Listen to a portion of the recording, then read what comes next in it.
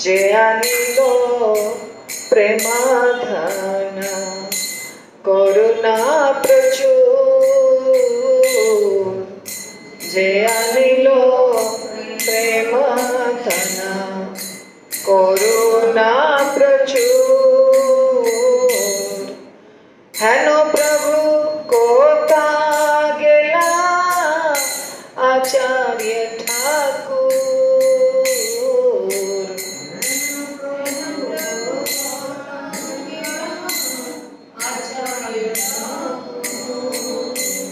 जे आनिलो प्रेम धन करुणा प्रचुर,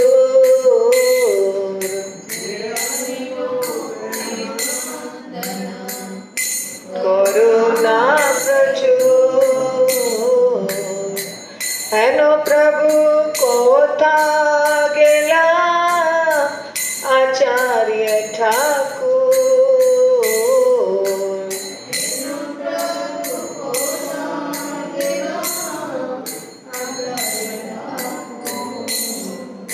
कहा मोरा स्वरूप कृपा कहा सनातन,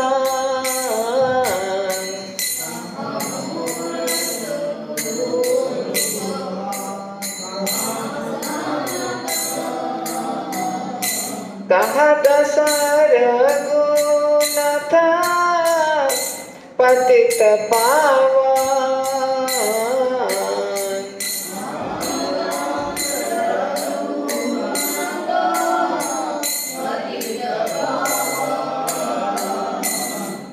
जे आनिलो प्रेम धन करुणा प्रचुर,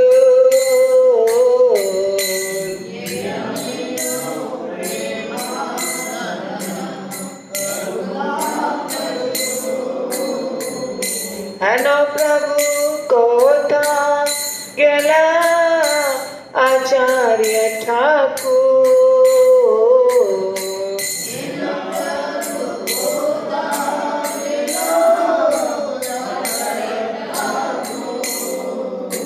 कहा मोरा भट्ट जुग कहा कबीराज,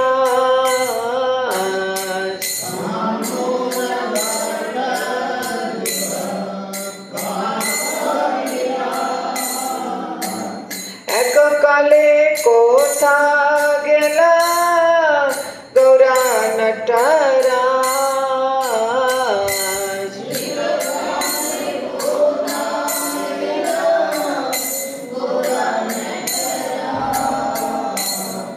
जे आनिलो प्रेम धन करुणा प्रचुर,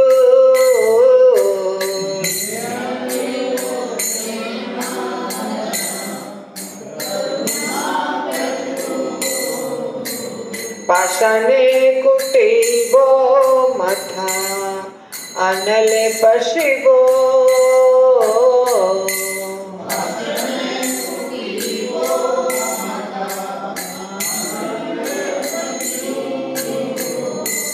गौरंग गुणेर निधि कोथा गेले पाबो,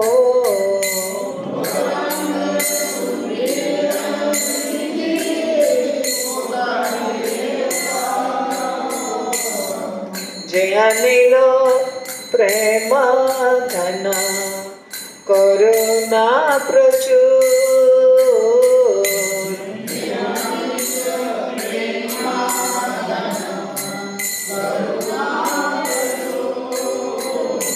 हेनो प्रभु कोथा गेला आचार्य ठाकुर,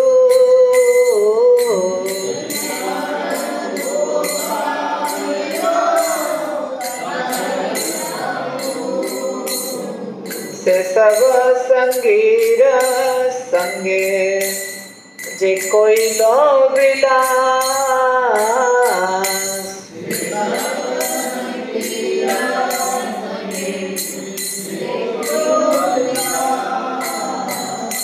से संग ना पाया कदे न नरोत्तमा दास।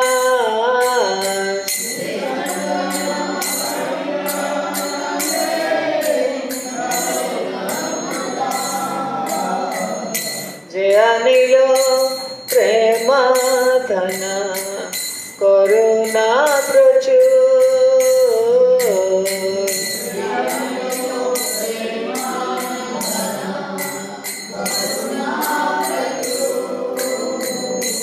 जे अनिल प्रेम धन करुणा प्रचुर।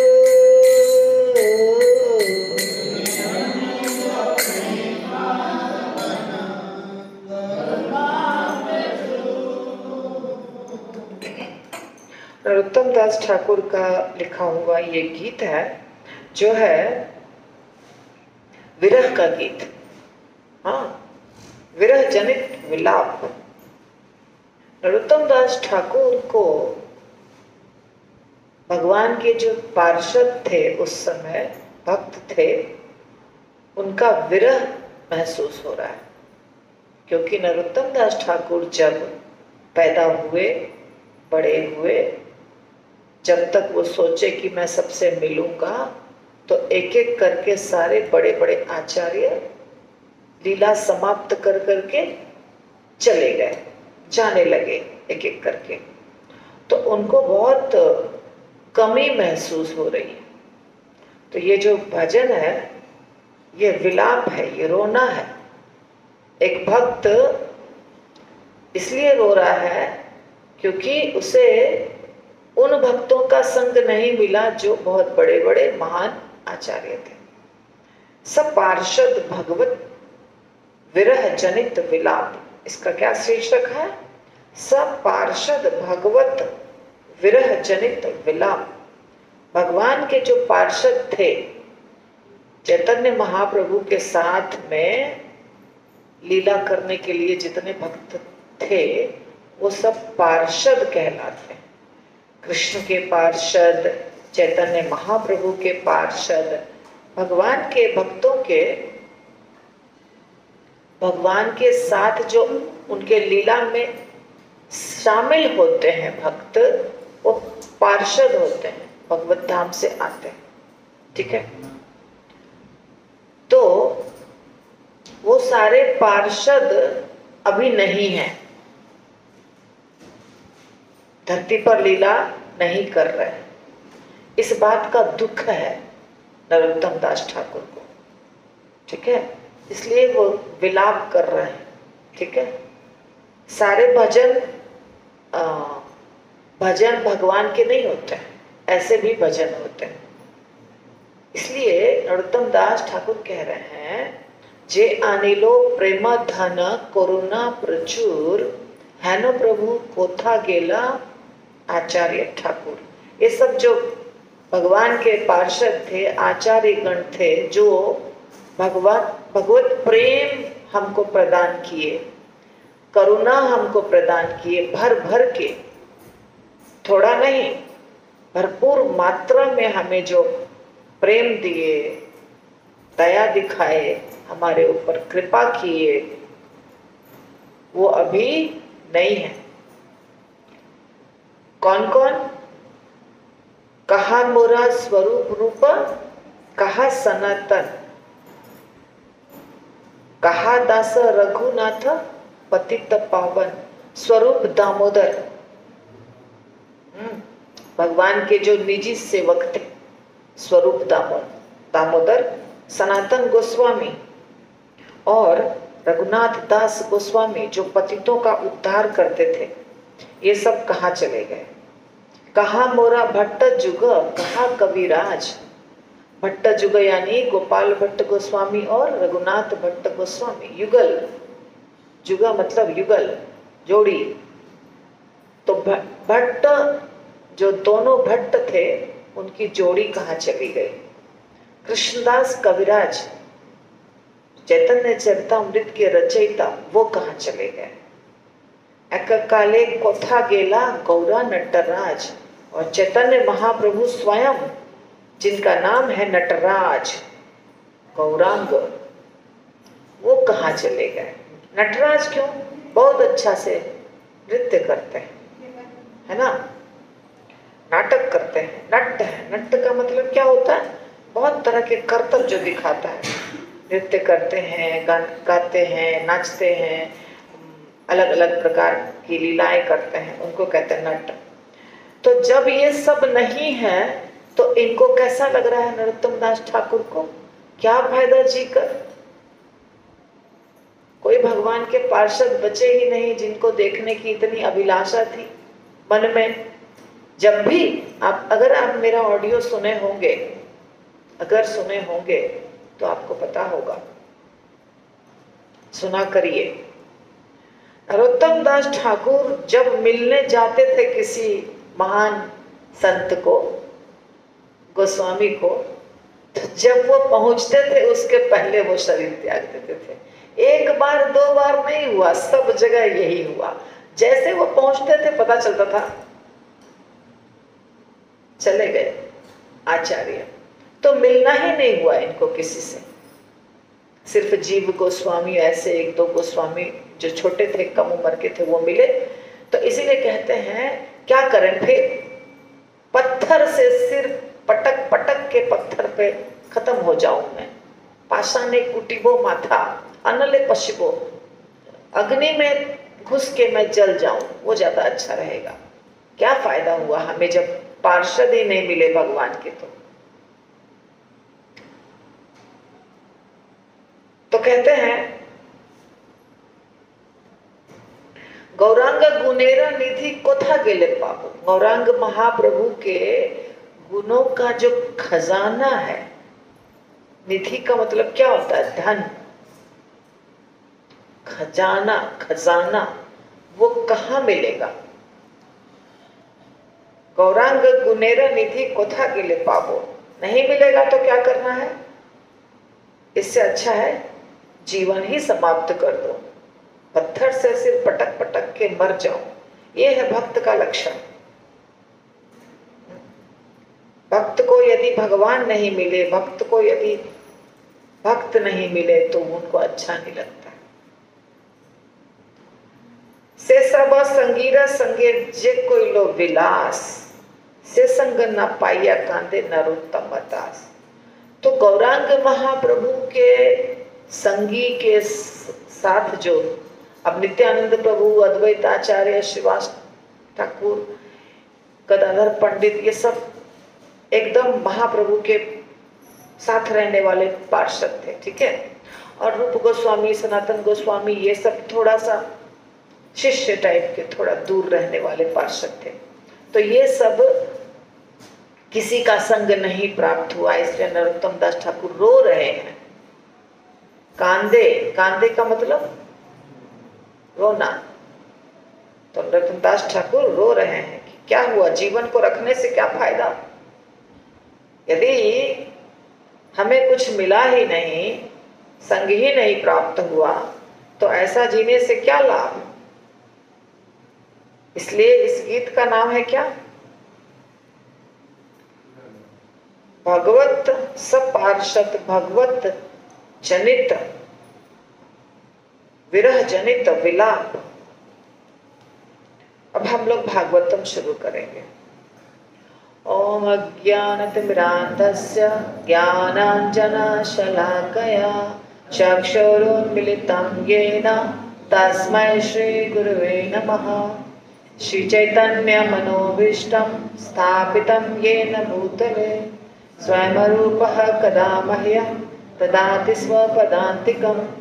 वन्देऽहं श्रीगुरो श्रीयुतापदकमलं श्रीगुरोन् वैष्णवांश्च श्रीरूपं साग्रजातं सहगणा रघुनाथान्वितं तं सजीवं साद्वैतं सावधूतं परिजना सहितं कृष्ण चैतन्य देवं श्री राधा कृष्ण पादा सहगण ललिता श्री विशाखान्विताश्च। नमः ओं विष्णुपादाय कृष्ण प्रेष्ठाय भूतले श्रीमते भक्ति वेदांत स्वामिनिति नामिने। नमस्ते सरस्वती देवे गौरवाणी प्रचारिणे निर्विशेष शून्यवादी पाश्चात्य देश तारिणे। नमो महावदान्याय कृष्ण प्रेम प्रदायते कृष्णाय कृष्ण चैतन्य नाम्ने गौरतुषे नमः। हे कृष्णा करुणा सिंधु दीनबंधु जगत्पते गोपेश गोपिका कांत राधा कांत नमोस्तुते। तप्त कांचन गौरांगी श्री राधे वृंदावनेश्वरी वृषभानुसुते देवी प्रणमामि हरि। जय श्री कृष्ण चैतन्य प्रभु नित्यानंद गदाधर शिवासादि गौर भक्त वृंद। हरे कृष्ण हरे राम नारायणं नमस्कृत्य नरं चैव नरोत्तमं देवीं सरस्वतीं व्यासं ततो जयमुदीरये। नष्टप्रायेषु भद्रेषु नित्यं भागवत सेवया भगवतीरुत्तम श्लोके भक्तिर्भवति नैष्ठिकी। कृष्णाय वासुदेवाय देवकी नंदनाय च नंदगोपकुमाराय गोविंदाय नमो नमः। श्रीमद् भागवतम कैंटो 3 चैप्टर 7 और श्लोक 12 से शुरू करेंगे। 12th नंबर श्लोक 12वां श्लोक है और विदुर जी द्वारा अन्य प्रश्न ये अध्याय का नाम है। पिछले श्लोक में हमने ये देखा था कि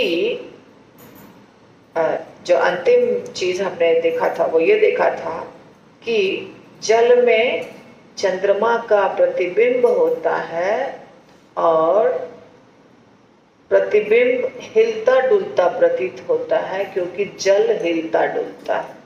वास्तव में चंद्रमा नहीं हिल रहा है लेकिन जल हिल रहा है, तो लोगों को क्या लगता है कि चंद्रमा हिल रहा है।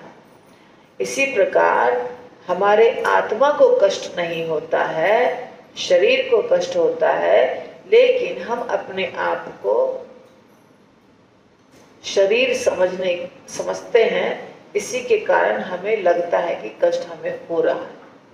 हम अपने आप को शरीर समझ रहे हैं, इसीलिए हम शरीर में होने वाले हर कष्ट को अपना कष्ट समझ रहे हैं। ये हमने अंतिम चीज देखा था, ठीक है। अब कह रहे हैं सवै निवृत्ति धर्मेण वासुदेव अनुकंपया भगवत भक्ति योगेन तिरोधत्ते शनैः इह। श्रील प्रभुपाद की जय। किंतु आत्म पहचान की उस भ्रांति को भगवान वासुदेव की कृपा से भगवान की वैराग्यमयी भक्ति की विधि के द्वारा धीरे धीरे कम किया जा सकता है। हम अपने आप को शरीर समझ रहे हैं, इसके कारण कष्ट पा रहे हैं, तो ये खत्म कैसे होगा? साफ साफ लिखा है कि हम अपने आप को जो पहचान रहे हैं ये गलत है, ये भ्रांति है, ये भ्रम है। और ये भ्रम कैसे दूर होगा? भगवान की भक्ति करने से। हम जो अपने को शरीर से संबोधित कर रहे हैं, समझ रहे हैं कि हम शरीर हैं, जिसके कारण हम कष्ट पा रहे हैं, तो ये चीज तो गलत है। हम तो शरीर है नहीं, तो जो चीज हम नहीं है वो हम अपने आप को समझ रहे हैं, तो ये इसको कहते हैं भ्रम। जैसे एक रस्सी है और रस्सी ऐसे ऐसे पड़ा है रास्ते में और आप डर गए क्या सोच करके कि वो सांप है, पर वास्तव में वो क्या था? रस्सी। तो आपको क्या हुआ था? भ्रम हुआ था ना। रस्सी में सांप समझने का भ्रम, और उस भ्रम के कारण आप डर गए। इसी प्रकार शरीर को आत्मा समझने का भ्रम, ये एक भ्रम है कि हम अपनी पहचान शरीर से कर रहे हैं। तो भ्रम कैसे दूर होगा? जैसे रस्सी है रोड पर और आप सांप समझ के कूद गए, उछल गए, चिल्लाने लगे, डर गए, तो जब प्रकाश उसके ऊपर कोई डालेगा तो आपका डर समाप्त हो जाएगा, आपको दिखाई देगा कि वो तो रस्सी है। तो फिर आप उसके बाद डरेंगे? थोड़ा भी नहीं डरेंगे। इसी प्रकार हम जो अपने शरीर को शरीर से पहचान कर रहे हैं या शरीर को ही सब कुछ मान रहे हैं, आत्मा मान रहे हैं, इसके कारण जो कष्ट पा रहे हैं, ये जो डर है, ये जो गलत फहमी है, ये जो भ्रम है, ये कैसे दूर होगा? जब आत्मज्ञान होगा। अज्ञानता के कारण समस्या है, और ज्ञान जब हो जाएगा कि वास्तव में अरे ये तो हम है नहीं, ये शरीर तो हम है नहीं, जब ये ज्ञान हो जाएगा तो डर दूर हो जाएगा, है ना। अब देखिए आजकल के जमाने में एक चीज होती है, वो क्या चीज होती है? किडनी फेल कर गया तो दूसरे के शरीर का किडनी लगा देते हैं, पैसा अगर है आपके पास तो, है ना। किडनी लगा के आपका चलने लगता है जीवन, अगर नहीं लगाते तो खत्म हो जाते। इसके बाद शरीर के और भी कुछ कुछ अंग हैं जो परिवर्तन, मतलब आंखें भी डोनेट होती है, आंख भी अगर चला गया है तो आंख भी दूसरे का लगा के देखना शुरू कर सकते हैं। बहुत सारे शरीर के अंग जो है वो दूसरे के जो मरने वाला है उसके शरीर के अंग को काट के आपके में जोड़ा जा सकता है, और हम सब जिसके में जोड़ा गया वो अपना काम चला लेता है। अब उसके पास आंखें नहीं थी और आंखें आ गई, किडनी नहीं था और किडनी आ गया। इसका क्या अर्थ हुआ? इसका अर्थ हुआ कि वो किडनी था नहीं, वो आदमी, मैं किडनी नहीं था, मैं आंखें नहीं था, राइट।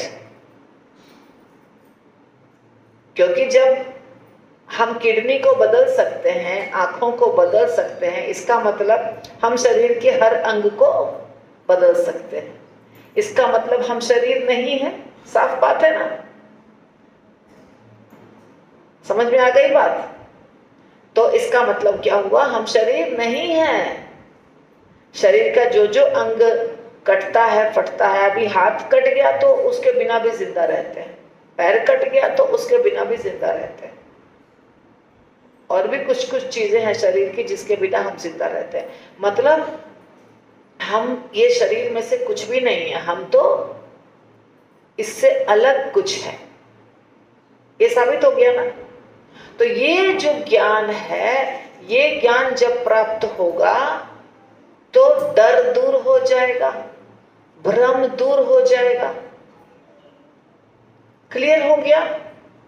कैसे दूर होगा? ये ज्ञान कैसे प्राप्त होगा और किस ज्ञान को ये ज्ञान कहते हैं बताइए? ये ज्ञान है ना, एक तरह का ज्ञान है ना, ये तो प्राप्त होना चाहिए। तो ये प्राप्त करने के लिए तो आपको शास्त्रों का सहारा लेना पड़ेगा, प्रवचन सुनना होगा, सत्संग सुनना होगा, तभी ज्ञान प्राप्त होगा कि हम शरीर नहीं है, आत्मा है।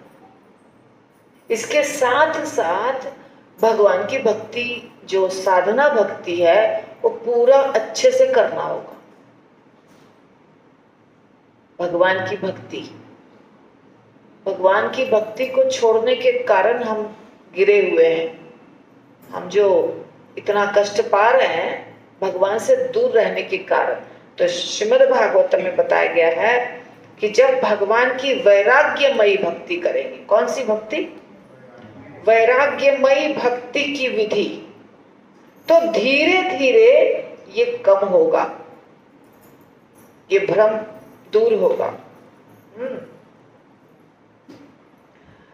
भगवान वासुदेव की भक्ति करने से, प्रभुपाद लिख रहे हैं, भगवान वासुदेव की भक्ति करने से शुद्ध ज्ञान को बुलावा दिया जाता है।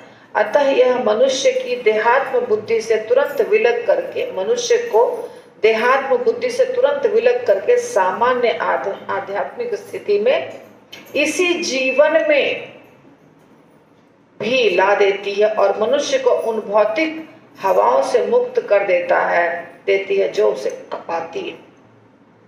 इसी जीवन में आप क्या हो जाएंगे? शरीर के स्तर से उठ जाएंगे, ऊपर आत्मा के स्तर पर हो जाएंगे। क्या करने से? बोलिए। भगवान की वैराग्यमयी भक्ति की विधियों का पालन। कठिन हो रहा है क्या? इतना सिंपल बोल रही हूँ, सिंपल बोल रही हूँ ना।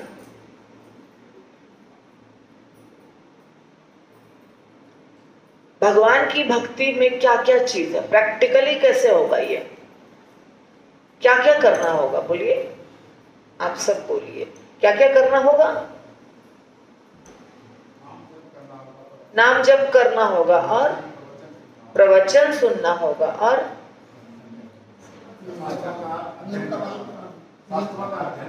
एक व्यक्ति हाथ उठाएंगे और बोलेंगे साधु संग, 4 नियम का पालन, भगवान की सेवा, वैष्णव संग, शास्त्रों का अध्ययन। Very good. और किसी को कुछ बोलना है? सिर्फ सेवा करने से अधूरा होगा। सिर्फ ज्ञान प्राप्त करने से भी अधूरा होगा। सिर्फ सेवा भी नहीं चलेगा और सिर्फ ज्ञान भी नहीं चलेगा। नाम जप, केवल नाम जप भी नहीं चलेगा। मतलब ये हर चीज बैलेंस करके करना होगा। जैसे आप सिर्फ सोएंगे तो नहीं चलेगा, खाना भी पड़ता है, सोना भी पड़ता है। सिर्फ खाने से भी नहीं चलेगा और सिर्फ सोने से भी नहीं चलेगा। तो जितना घंटे सोना है और जितना भोजन ग्रहण करना है, ये दोनों चीज का अनुपात सही होना चाहिए। इसी प्रकार भगवान की सेवा और भगवान के बारे में ज्ञान और नाम जप, तीनों चीजें होनी चाहिए। मूल तत्व क्या हुआ? भगवान के नाम का जप, भगवान की सेवा और शास्त्रों का ज्ञान। साधु संग तो है ही, साधु संग से ही ये तीनों चीजें आएंगी। ये तीनों चीजें कहां से आएंगी? जब हम साधु का संग करेंगे।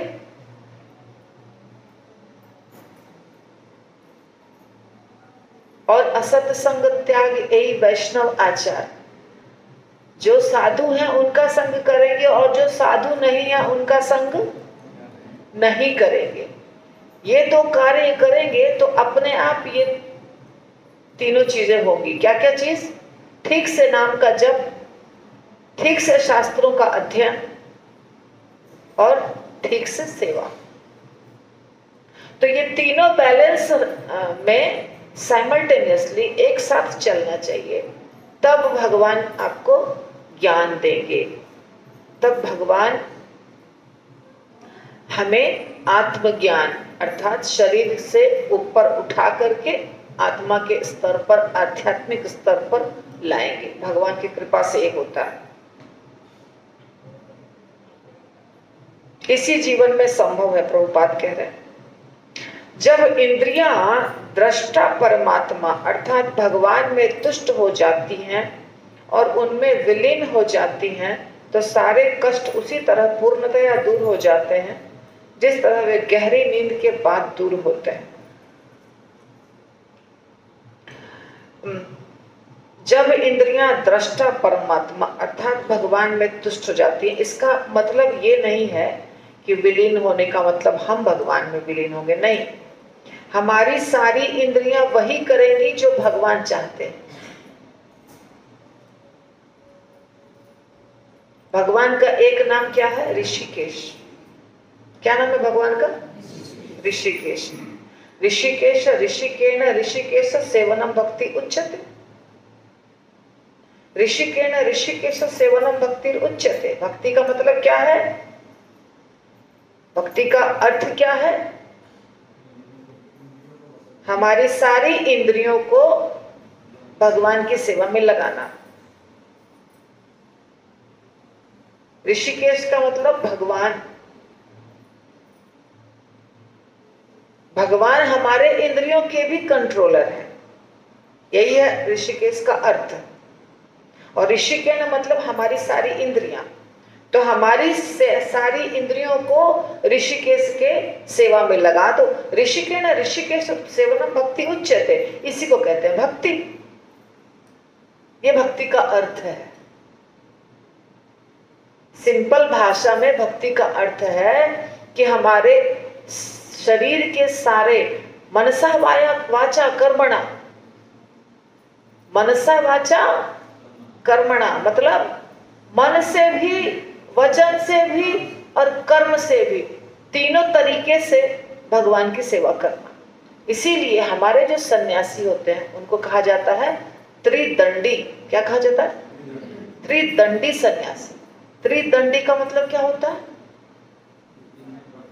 उनके पास 3 दंड होते हैं। भगवान हमारे जो सन्यासी होते हैं, वैष्णव सन्यासी, उनके पास 3 दंड होते हैं। 3 दंड कहाँ होते हैं? दिखाई दे रहे? 3 दंड नहीं दिखाई देते हैं, मगर उनके एक दंड जो दिखाई दे रहा है उसी में 2 और दंड लगा रहता है, छोटा छोटा बांधा हुआ रहता है।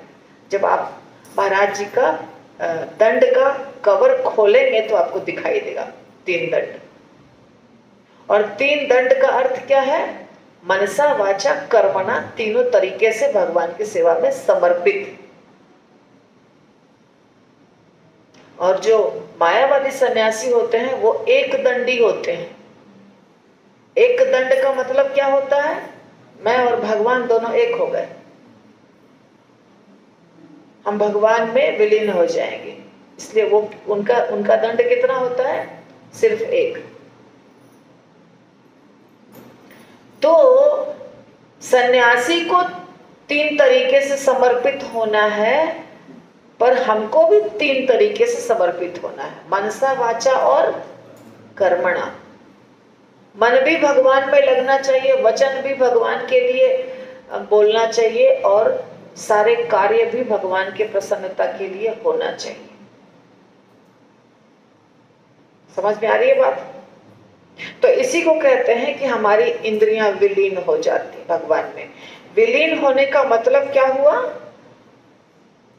इंद्रियां वही करेंगी जो भगवान चाहते हैं। भगवान की आज्ञा और हमारी इच्छा दोनों सेम होना चाहिए। भगवान की आज्ञा वही जो है, वही हमारी इच्छा भी होना चाहिए। तो ये है असली पिता का असली पुत्र।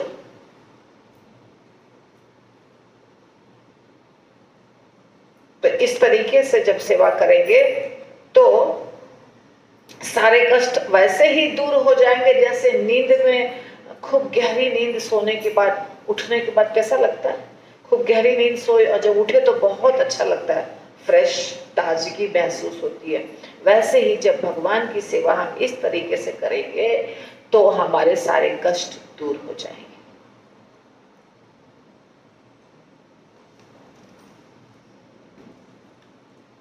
भगवान श्री कृष्ण के दिव्य नाम रूप आदि के कीर्तन तथा श्रवण मात्र से मनुष्य की असीम कष्टप्रद अवस्थाएं शमित हो जाती हैं, हो सकती है। अतएव उनके विषय में क्या कहा जाए जिन्होंने भगवान के चरण कमलों की धूल की सुगंध की सेवा करने के लिए आकर्षण प्राप्त कर दिया। 2 प्रकार के भक्त होते हैं। वैसे तो भक्त अलग अलग बहुत प्रकार के होते हैं, और मुख्य रूप से 3 प्रकार के होते हैं: कनिष्ठ, मध्यम और उत्तम अधिकारी। कनिष्ठ, मध्यम और उत्तम में कनिष्ठ जो है वो है शुरुआत का भक्त, अर्थात जो शुरू किया है भक्ति अभी तुरंत, है ना। तो उसके लक्षण अलग अलग होते हैं और मध्यम के अलग और उत्तम के अलग। उत्तम अधिकारी जो होता है वो पूर्ण रूप से कृष्णा कॉन्शियस, 24 घंटे कृष्ण भावनामृत होता है। मध्यम जो होता है वो 24 घंटे नहीं होता है, थोड़ा सा कम होता है, क्योंकि मध्यम उत्तम से थोड़ा कम होता है। प्रचारक होते हैं मध्यम अधिकारी।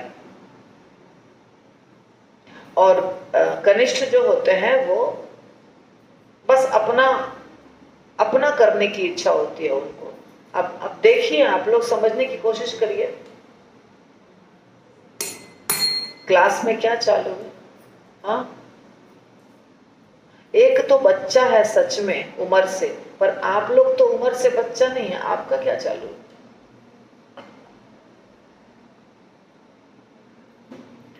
तो कनिष्ठ अधिकारी के लक्षण क्या होते हैं? उसे सिर्फ और सिर्फ भगवान से मतलब रहता है, वैष्णवों से कोई मतलब नहीं रहता है, कोई इंटरेस्ट नहीं रहता है। ये सबसे बड़ा क्वालिफिकेशन या लक्षण है कनिष्ठ का। कनिष्ठ का किससे, ध्यान रखिए आप लोग किस किस स्तर पे हैं कैलकुलेट कर सकते हैं। कनिष्ठ जो होते हैं उनको सिर्फ रहता है भगवान से इंटरेस्ट, मतलब मंदिर में घुसेंगे और भगवान के दर्शन करेंगे और भगवान की सेवा करेंगे, सेवा भी करते हैं, दर्शन भी करेंगे, पर उसके बीच में, उसके दौरान, सेवा करने के दौरान कोई वैष्णव आ गया तो वैष्णव के सुख सुविधा का ख्याल नहीं करेंगे, वैष्णव की खुशी के लिए कुछ नहीं करेंगे। यह है कनिष्ठ अधिकारी के लक्षण। तो जब तक हम इस स्तर पे हैं तो हम कौन से अधिकारी हैं? कनिष्ठ। परंतु जब आप मध्यम अधिकारी बनते हैं तो आप छोटे डिवोटी का भी सोचते हैं, आपके बराबर वाले का भी सोचते हैं, आपके ऊंचे वाले का भी सोचते हैं और भगवान का भी सोचते हैं। मध्यम अधिकारी सब चारों के साथ संबंध रखता है। हमसे जो जूनियर है उसका केयर करना, हमसे जो छोटा है उसका ध्यान रखना, हमारे जो बराबर है उसके साथ दोस्ती, मित्रता, लेन देन रखना, हमसे जो ऊपर है उससे सीखना अच्छी अच्छी बातें और भगवान की सेवा करना। ये चारों चीजें जो करता है वो है मध्यम अधिकारी। और उत्तम जो है उसको कोई छोटा दिखता ही नहीं है, उसको सब, कुत्ता बिल्ली सब में भगवान दिखते हैं। तो उत्तम अधिकारी भगवान के धाम में होते हैं ज्यादातर। तो यहां जो बताया गया है कि साधारण भक्त जब नाम जप करता है, भगवान के नाम का, रूप का, लीला का कीर्तन करता है, श्रवण करता है, तो उतना करने से ही उसके जीवन के बहुत सारे कष्ट समाप्त हो जाते हैं। सिर्फ इतना करने से हमारे जीवन के बहुत सारे कष्ट क्या हो जाते हैं? समाप्त हो जाते हैं। क्या क्या करने से? भगवान के नाम, रूप, गुण, लीला आदि का श्रवण करने से, कीर्तन करने से। तो उन भक्तों के बारे में क्या कहा जाए जो पूर्ण रूप से भगवान के चरण कमलों की शरण ले रखे हैं। अर्थ क्या हुआ कि जो उत्तम अधिकारी हैं या जो मध्यम में भी बहुत ऊंचे स्तर पे हैं, उनके बारे में क्या कहा जाए। ये तो छोटे छोटे भक्त हैं, उनके कष्ट दूर हो जाते हैं भगवान के नाम का शरण लेने से।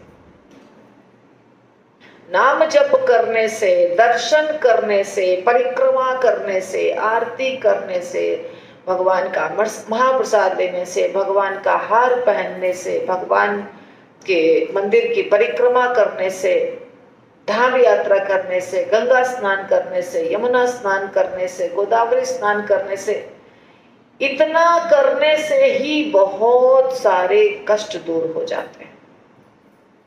व्रत, उपवास, ये सब साधना भक्ति है। ये क्या है? साधना भक्ति। है ना। इन सब में बहुत शक्ति है, इसलिए ऐसा हो जाता है अपने आप। तो हर व्यक्ति को ये सारी चीजें करनी चाहिए। क्या क्या चीज बोला मैंने, बोलिए क्या क्या बोला? नाम जप करना और गंगा स्नान करना, मतलब तीर्थ नदियों में स्नान करना, और धाम वास करना, परिक्रमा करना मंदिरों का और धाम का, और दर्शन करना भगवान का। और अपने मन से बोलिए कुछ, कथा सुनना, भगवान की जो कथाएं होती हैं उसको, उसका श्रवण करना, भगवान को दंडवत प्रणाम करना, वैष्णवों को दंडवत प्रणाम करना, भगवान को जो अर्पित है वो प्रसाद ग्रहण करना, उनका हार मिल जाता है तो हार पहनना, उनकी आरती लेना, जो आरती आता है, खुशबू जो सुगंध इत्र होता है वो लेना, चरणामृत पान करना, बरगद का पेड़, पीपल का पेड़, वट वृक्ष, ये सब की परिक्रमा, इसमें जल देना, बेल का पेड़, ये सब बहुत शुभ कार्य है। ये सब करने से एकदम पापी से पापी व्यक्ति के भी पाप दूर हो जाते हैं। एकादशी का उपवास, जन्माष्टमी का उपवास, ये सारी चीजें है ना। अगर आपके घर में कोई ऐसा बच्चा है जो कुछ नहीं करना चाहता, नहीं करना है, भक्ति नहीं करनी है, भक्ति नहीं करना है, कुछ नहीं करना है, हमें क्यों बोलते हैं नाम जप करने, अगर ऐसा बच्चा है घर में रहता है ना, तो ऐसा ऐसा कार्य उनसे करवाइए जो कि वो कर लेंगे आराम से। बहुत मुश्किल कार्य नहीं है ना। यात्रा में लेके जाते हैं, चलो दिया लगा दो, हुंडी में लक्ष्मी डाल दो, दिया भगवान को लगा दो, ये सब तो कोई भी बच्चा कर लेगा। जल चढ़ा दो, अभिषेक कर दो, तो ये सब करने से कई कई जन्मों के जो पापों का पहाड़ जमा है वो अपने आप समाप्त हो जाता है। फिर इजी हो जाएगा अगले जन्म में, उसके अगले जन्म में भक्ति करना बहुत आसान हो जाएगा। तो ये सारा कार्य करना चाहिए, ठीक है। तो विदुर जी कहते हैं, हे शक्तिशाली मुनि, मेरे प्रभु, आपके विश्वसनीय शब्दों से भगवान तथा जीवों से संबंधित मेरे सारे संशय दूर हो गए। अब मेरा मन पूरी तरह से उनमें प्रवेश कर रहा है। हे विद्वान महर्षि, आपकी व्याख्याएं अति उत्तम हैं, जैसी कि उन्हें होना चाहिए। बद्ध जीव के विक्षोभों का आधार भगवान की बहिरंगा शक्ति की गतिविधि के अलावा कुछ भी नहीं। तो कह रहे हैं विदुर जी कि आपने बहुत अच्छा समझाया, आपके समझाने से मेरे अंदर जो बहुत सारे क्वेश्चंस थे, संशय था, दूर हो गया, क्योंकि आपके समझाने का तरीका बहुत अच्छा था और मेरा मन अब भगवान में बहुत अच्छे से रम रहा है। इसके बाद कहते हैं कि बद्ध जीव जो अपने कर्तव्य से विमुख हो रहे हैं, हमें जो करना चाहिए वो हम नहीं कर रहे हैं, हम भोग विलास कर रहे हैं, ये जो हमारी आदत है, इसका कारण भगवान की बहिरंगा शक्ति है। इसको बोलते हैं विक्षोभ। विक्षोभ का मतलब क्या होता है? इंग्लिश में इसको बोलते हैं डिस्ट्रैक्शन। मतलब कि अभी देखिए, हम आपको अभी तुरंत एग्जाम्पल बता देते हैं। आप सब प्रवचन सुनने आए हैं, बैठे भी हैं, एक बार दरवाजा अगर किया, सारे लोग उधर देखेंगे।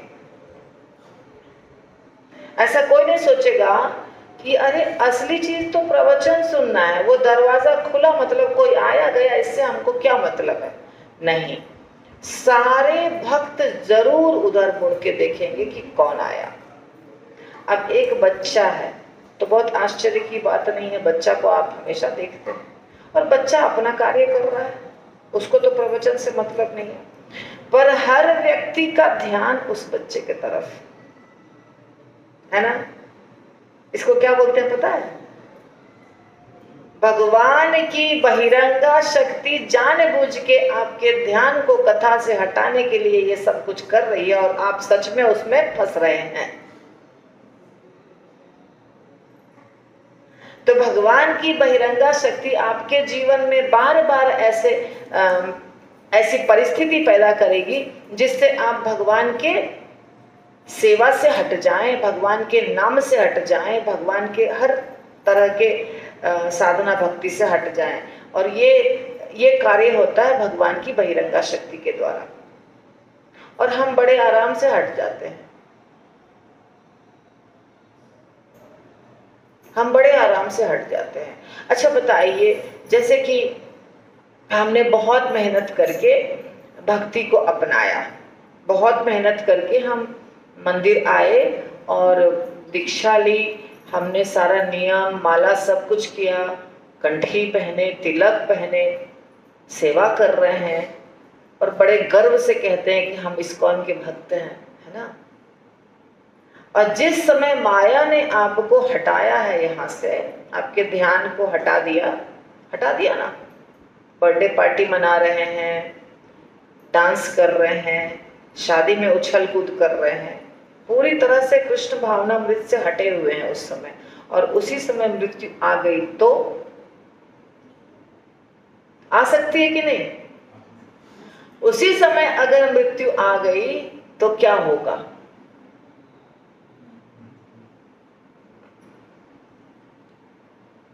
तो माया तो अपना कार्य करेगी, पर हमें नहीं माया में फंसना है।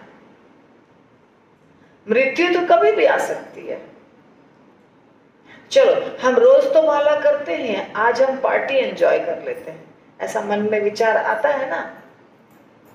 रोज तो माला करते हैं, आज तो आज की भी माला हो गई, पर अभी हम पार्टी एंजॉय करने आए।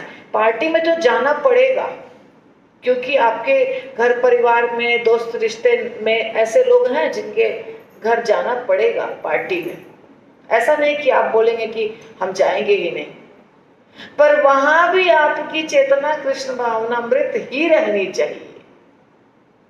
वहां बाहरी दृष्टिकोण से आप बैठे हैं, सूट बूट पहन के, टाई लगा के बैठे हैं, अंदर में चेतना नहीं बदलनी चाहिए। अंदर की चेतना कृष्ण भावनामृत तब भी रहनी चाहिए। तो वो कैसे समझ में आएगा कि हमारी चेतना कृष्ण भावनामृत है? ये कैसे समझ में आएगा? अगर आपकी चेतना कृष्ण भावनामृत तब भी है तो आपको वहां की हर चीज कृष्ण से संबंधित दिखाई देगी। जैसे अभी हम महाबलेश्वर गए घूमने के लिए। महाबलेश्वर में कहते हैं कि अरे कुछ मजा की बात नहीं है, क्योंकि वहां तो मंदिर नहीं है, मतलब कृष्ण मंदिर नहीं है, धाम नहीं है, तो वहां क्या करने जाएंगे। हाँ, धाम नहीं है, पर यदि आप 24 घंटे कृष्ण भावनामृत हैं तो आप कहीं भी कृष्ण भावनामृत रह सकते हैं। महाबलेश्वर में भी रह सकते हैं, न्यूयॉर्क में भी रह सकते हैं, जंगल में भी रह सकते हैं, खान के अंदर भी रह सकते हैं, गुफा में भी रह सकते हैं। क्योंकि अगर है तो, क्योंकि क्या वो जगह कृष्ण ने नहीं बनाया है? क्या वो जगह कृष्ण की नहीं है? क्या वो बच्चा कृष्ण का नहीं है जिसका बर्थडे मनाया जा रहा है? सब तो कृष्ण का ही है। तो फिर हाँ, तो फिर क्या हम एंजॉय करने लग जाएं जैसे सब लोग एंजॉय कर रहे हैं? नहीं, दृष्टिकोण हमारी जो होती है वो अलग होती है। मतलब जो भक्त होते हैं, जैसे विद्या विनय संपन्ने ब्राह्मणे गवि हस्तिनी शुनी चैव स्वपाके च पंडिताः समदर्शिनः।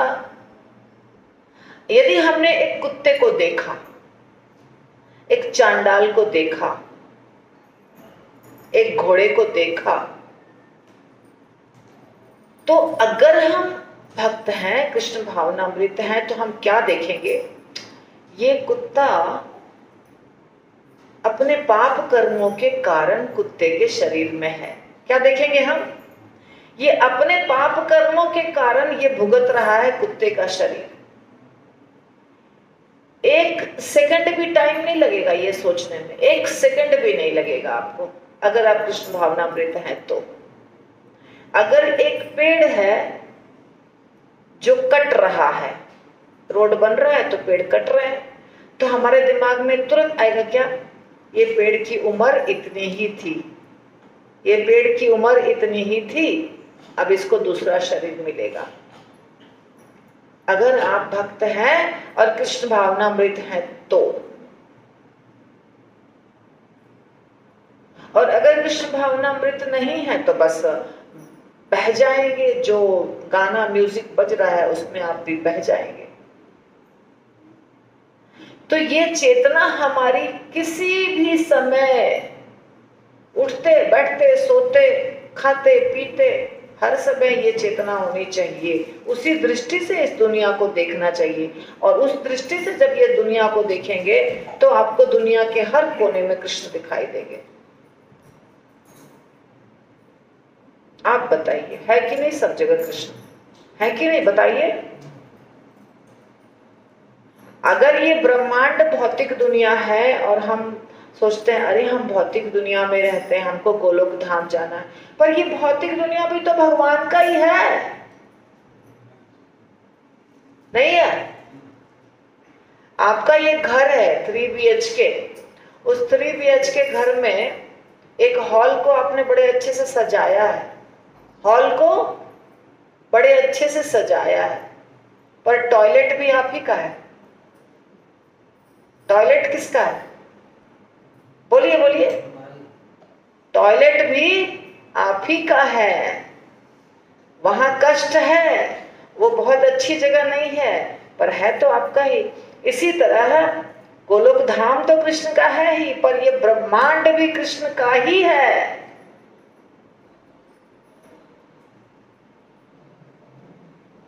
और कृष्ण को यहां पहुंचने में 1 सेकंड नहीं लगता है, 1 सेकंड नहीं लगेगा, 1 सेकंड नहीं, 1 सेकंड में पहुंच जाएंगे यहां, जिस समय चाहेंगे वो पहुंचना।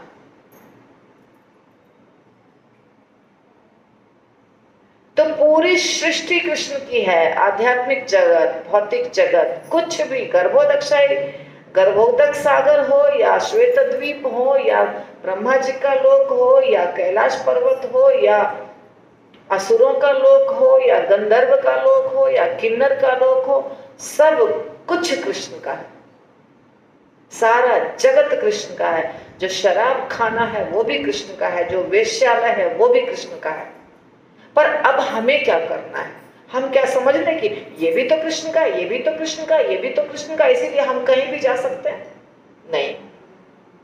जहर भी कृष्ण का है तो उसको खा लेंगे, पी लेंगे? नहीं ना। इसीलिए सिर्फ देखेंगे और समझेंगे कि ये व्यक्ति कृष्ण की संतान है, पर अज्ञानता के कारण कष्ट पा रहा है। ये जानवर कृष्ण की संतान है, अज्ञानता के कारण, अपने कर्मों के कारण ये कष्ट झेल रहा है।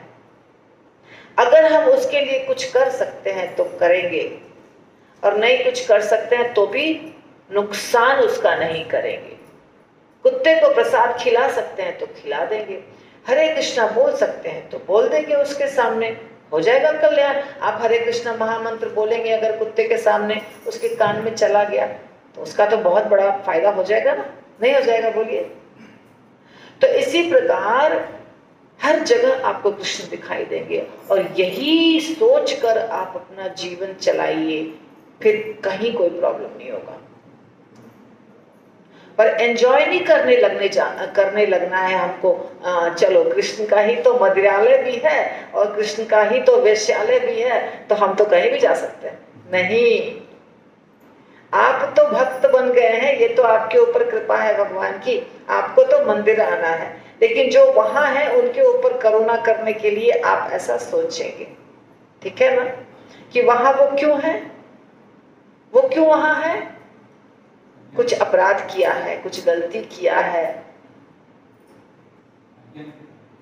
अज्ञानता है तो वहां है, और हमारे ऊपर बहुत असीम कृपा है भगवान की, वैष्णवों की, कि हम भगवान के चरण में हैं। तो ऐसा कुछ ना करें कि हम चरण से, भगवान के चरण को छोड़ करके हम नीचे गिर जाएं। ऐसा हमको कुछ नहीं करना है, ये सोच रखनी पड़ेगी। सही है कि गलत? सही है ना? अभी से ऐसे ही करेंगे 24 घंटे कृष्ण भावनामृत?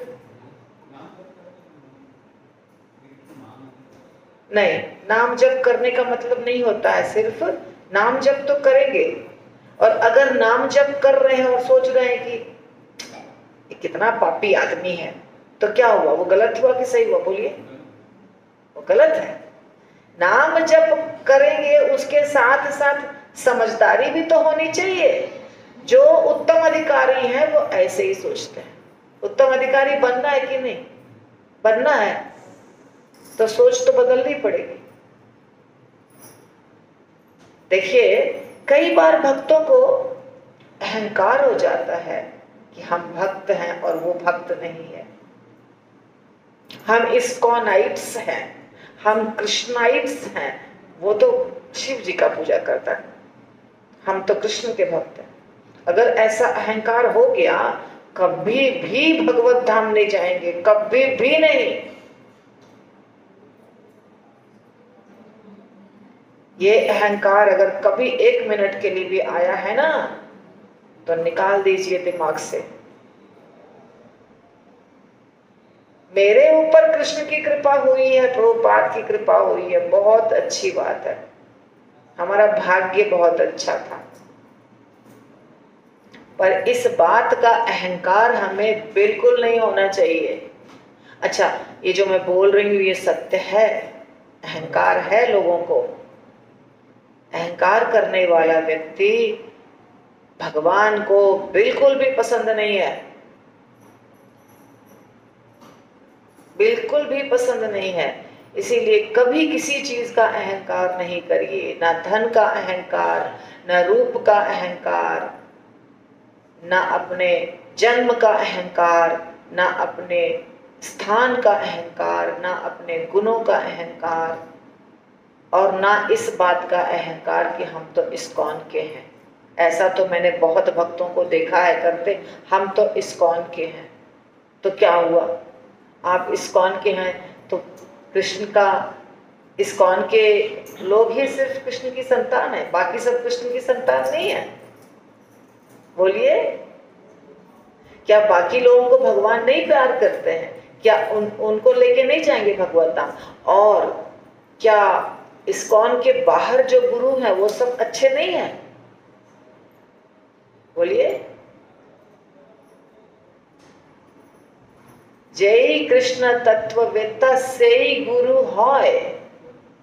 जो कृष्ण के बारे में जानते हैं, जो कृष्ण के बारे में आपको ज्ञान देते हैं, वो सब गुरु हैं और सब अच्छे गुरु हैं। इसीलिए ये बात कभी भी मत सोचिए, ना किसी गुरु के बारे में बुरा बोलना, ना किसी संप्रदाय के बारे में बुरा बोलना, ना किसी देवी देवता के बारे में बुरा बोलना, और ना सोचना। सोचना भी नहीं, बोलना भी नहीं, और सोचना भी नहीं, दोनों गलत है। सुनना भी गलत है। क्यों सुनना?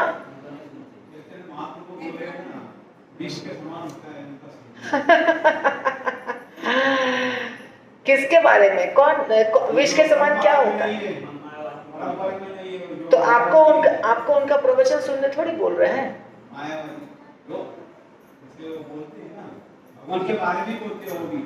आपको उनका प्रवचन सुनने की आवश्यकता नहीं है।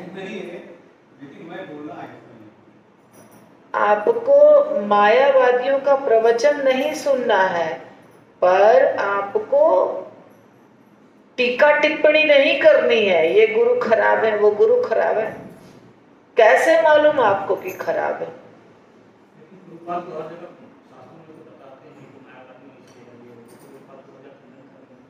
प्रभुपाद ने किया ना। किसने किया? प्रभुपाद ने।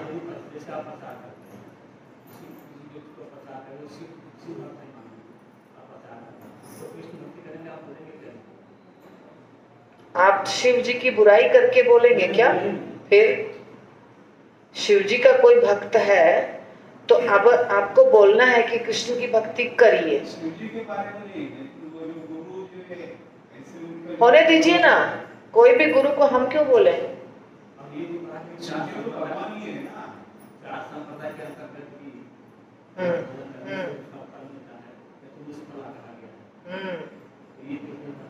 जो व्यक्ति गुरु बन के बैठे हैं, कोई भी व्यक्ति गुरु बन के बैठे हैं, प्रवचन दे रहे हैं, उनके बहुत सारे फॉलोअर हैं, तो आप उनका प्रवचन अगर सुनेंगे तो आपको मालूम पड़ेगा वो कितना गलत बोल रहे हैं, कितना सही बोल रहे हैं। अगर आप उनका प्रवचन सुने ही नहीं हैं, आप कुछ जानते ही नहीं हैं, तो उनके बारे में क्यों टीका टिप्पणी करना?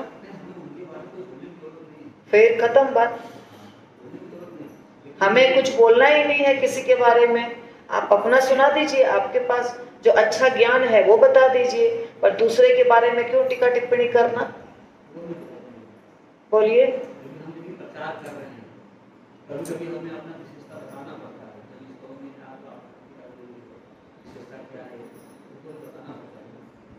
आप प्रभुपाद ने जो लिखा है, प्रभुपाद ने जो शास्त्रों का वर्णन किया है, उसको पढ़ के सुना सकते हैं, उसको आप समझा सकते हैं कि हमारे गुरु ने ऐसे ऐसे बोला है, परंतु जो वो कर रहा है उसकी शिकायत नहीं करनी। वो जो कर रहा है उसके बारे में कुछ बोलने की आवश्यकता नहीं है। देखिए, जो व्यक्ति अपने आप को आत्मा समझता है कि हम सब आत्मा हैं और ये पदार्थ है, हम आत्मा हैं, हम पदार्थ नहीं है, वो भी अच्छा है। पूर्ण रूप से भौतिकतावादी व्यक्ति से वो भी अच्छा है, क्योंकि वो कम से कम आध्यात्मिक रास्ते पे चल तो रहा है।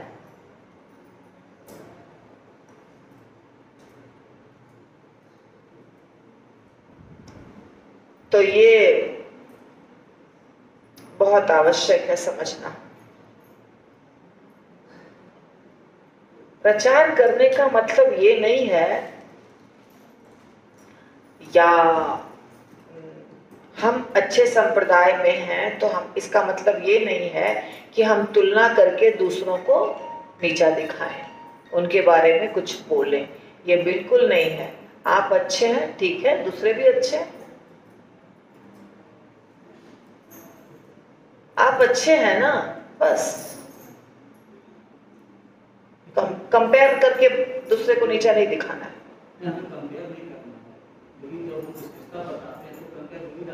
तो मत करिए। क्यों सुनिएगा?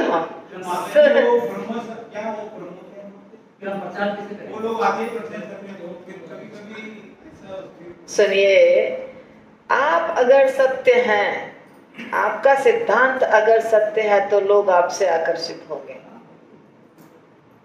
उसके लिए आपको दूसरे के बारे में कुछ बोलने की आवश्यकता नहीं। आप सत्य हैं, आप अपना प्रचार करिए। भगवान है ना, वो आपके पास भेजेंगे लोगों को।